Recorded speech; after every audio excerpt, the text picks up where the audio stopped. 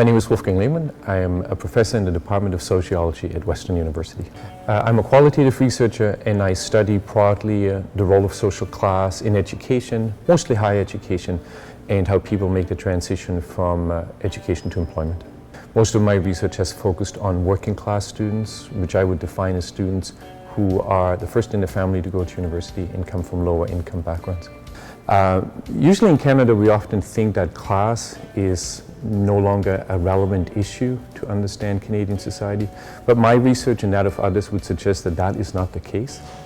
So what I have found is that being working class really does make a difference to the experience of these young people. In some obvious ways, so they were stressed about money and financial issues when they came to university, but also in less obvious ways, so they talked about feeling a bit like cultural outsiders coming to university, the struggles of not having role models in their own family who have gone to university and can tell them how things work.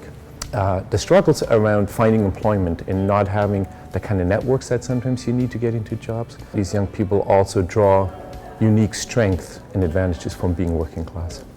One of the most pronounced effects is that when I first interviewed them coming to university, I asked them what they wanted to do, and most talked about wanting to be doctors and lawyers, some teachers. 5 years after graduating, only one of my participants ended up going to medical school. Nobody went to law school.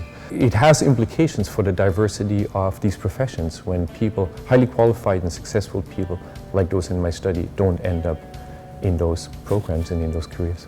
By the time working class students are at university, a lot has already happened. And what we do find is that families and young people make the decisions to go to university very early.